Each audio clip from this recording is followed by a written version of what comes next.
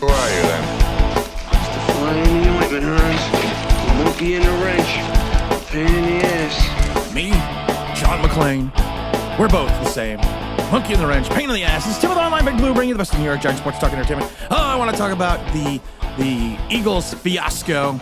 I want to talk about the Giants reaction. I want to talk about the fans' reaction just as much as I want to talk about the Giants reaction, because I find that just as interesting.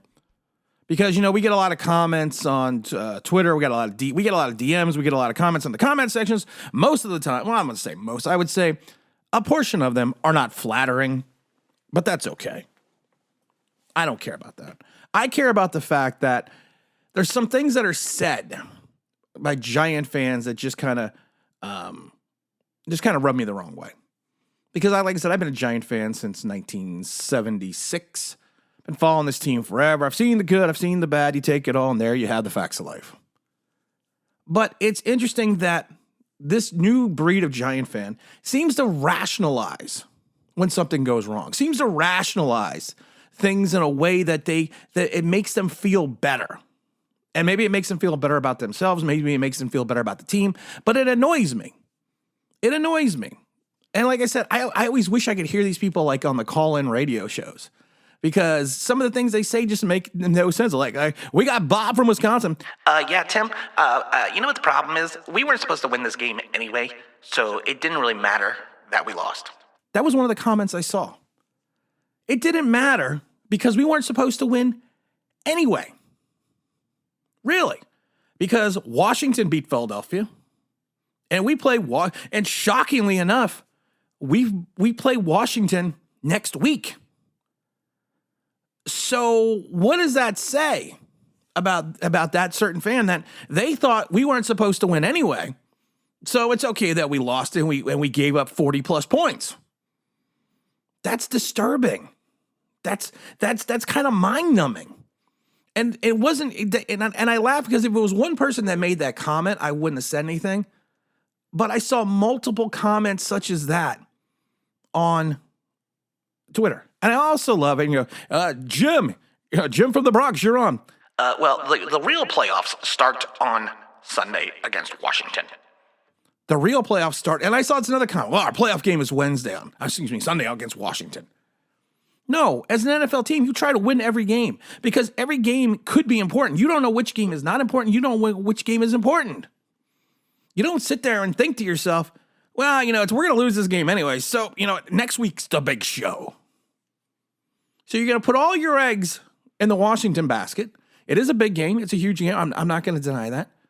But it's stupidity like that annoys me because you should try to win every game. I don't care. If you go by that logic, the Miracle on Ice never would have happened with the U.S. hockey team. The Giants probably would never have won in 2007 or 2011. You would have these great comeback stories, these great stories of sports in reference to the underdog winning, and we would never have those because, you know, the favorite is always going to win. My other favorite pet peeve right now is the idiots that are still standing. It's Stand By Your Man, standing by Daniel Jones like he's not going to be gone next season. I love it because Anthony Richardson's agent came out and said that he's got Joe Shane's number on speed dial. And I don't know if it's 100% true, but I've seen some pictures on Instagram, on Twitter about Anthony Richardson being at the Giant game yesterday. But I love it because you got Phil from the Bronx. We can't draft another quarterback because what we need to do is we need to build the team first and then draft a quarterback. I love that logic. First, we have to build the team and then draft the main component. I wonder where people are getting this stupidity from. You see it. All right, so let's say we go back in time. We see Herbert, old Justin Herbert sitting there, and we're having problems with our team. And we got all these holes and issues. We're just going to say, you know what? He could potentially be the game-changing quarterback that could make us better and make the talent around him better. But we're going to pass because our team isn't built yet to have a new quarterback. That was one of the dumbest things that I've ever seen. One of the dumbest comments I've ever seen. It's almost like we've been bad for so long that you have a segment, and I'm not saying all segment of the fan base, but you have a segment of the fan base that rationalizes why things didn't go wrong. Because of the fact they can't look in the mirror and say, we're just bad. It's just a bad team. And I'm not, you started with 6-1, and now you're 1-4-1 because you've gone into the money portion of the schedule. You've gone into the hard part of the schedule.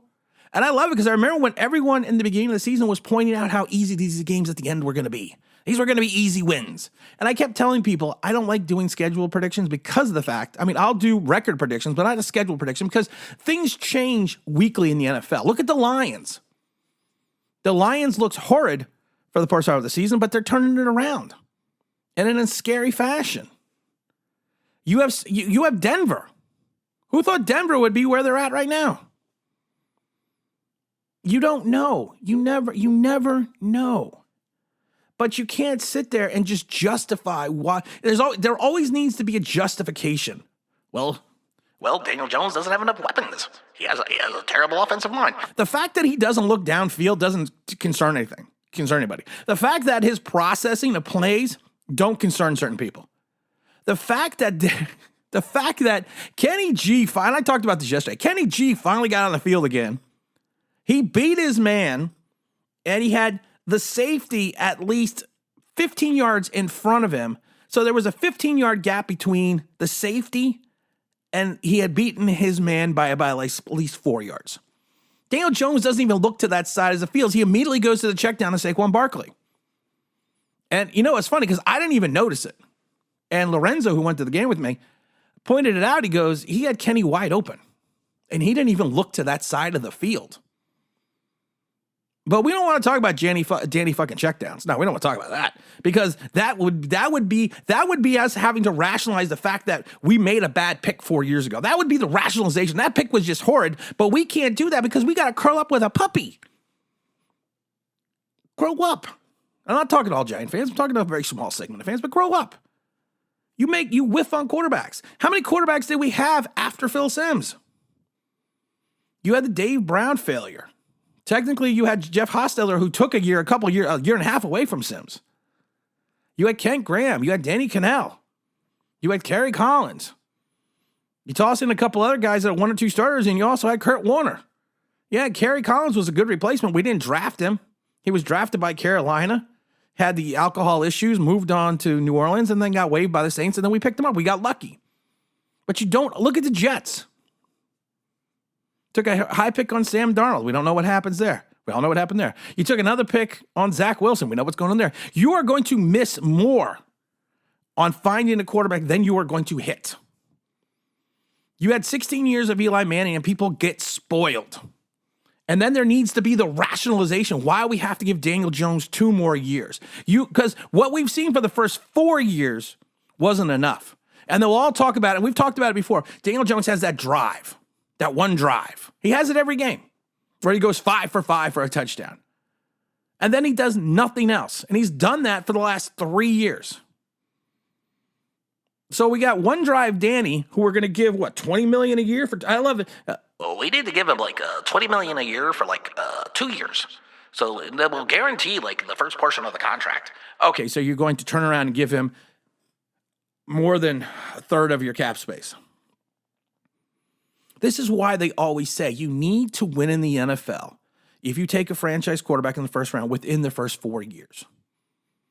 Because year 5 and anything after that is going to wreck your cap. And the Eagles can do what they do because of the fact that Jalen Hurts was a second-round pick in his 3rd year. They'll have him under contract from next year. He doesn't have a 5th-year option because he was a second-rounder, and they're going to have to pay him after the following season. Just the way it is. So maybe the Giants get lucky and they hit on a quarterback later in the draft. I don't know. But it just aggravates me, the rationalization that people have. Well, we weren't going to win anyways. So it's all good. The playoffs start on Sunday against Washington. So why did we even show up? Oh, we didn't. Actually, technically, we didn't show up. If we want to get technical about it, we did not show up on Sunday. But why would we even show up then? And I love Wink. I do. I love Wink. He's my guy. I'm not going to get off the Wink wagon because of the fact that he's kind of doing some strange things. He knows his secondary is limited. He knows he's using defensive backs that are probably more of Home Depot players than NFL starters. But he still continues to blitz.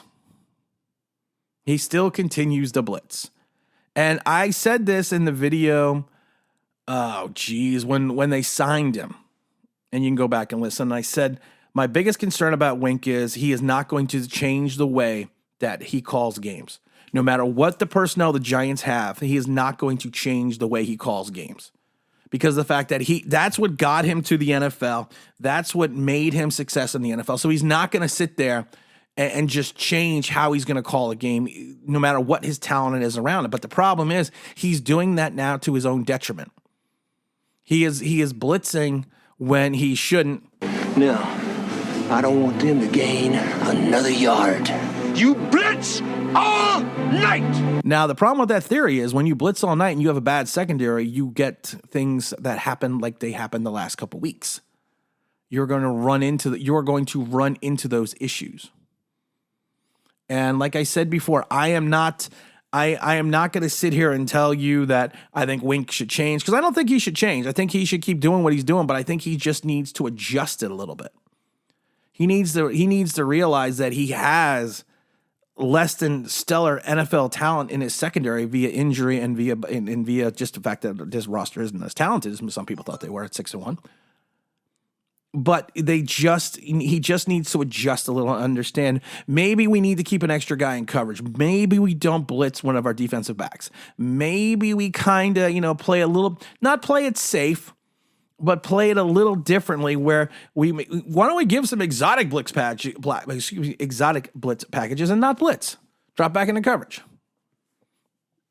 Do what Detroit does with Aiden Hutchinson. They look like he's going to blitz, and what does he do? He drops back into coverage a lot of times. That's why he has a couple interceptions this season. Mix it up a little bit.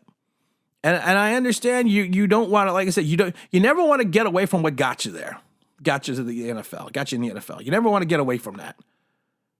But you also have to realize and rationalize that sometimes the talent you have may not be the best. And if you have that talent that's not the best, maybe you just need to adjust a little. And like I said, I have all the faith in the world with Wink. I still have all the faith in the world for Shane and Brian Dable. That's not going to change. I think and like I said, none of that's going to change for me, because like I said, this was always a rebuilding season. This was always a non-playoff season. I'm not saying we're not going to make the playoffs, but it's, what? When you hit the money part of the schedule, we've talked about it before, you need to put up or shut up. And I don't care if the Eagles are the New England Patriots, the 2007 New England Patriots, because you know what? According to the logic of certain fans, we never should have won that Super Bowl anyway, so it didn't really matter. We're going to have a live stream tomorrow. We're going to bring back the Tuesday live stream. Hey, we'll get the Dahmer to come in. And again, this is Tim with Online Big Blue. We'll bring you the best in New York Giants sports talk and entertainment. And as always, if you could subscribe. If you could ring that bell, I think it means that'd be awesome.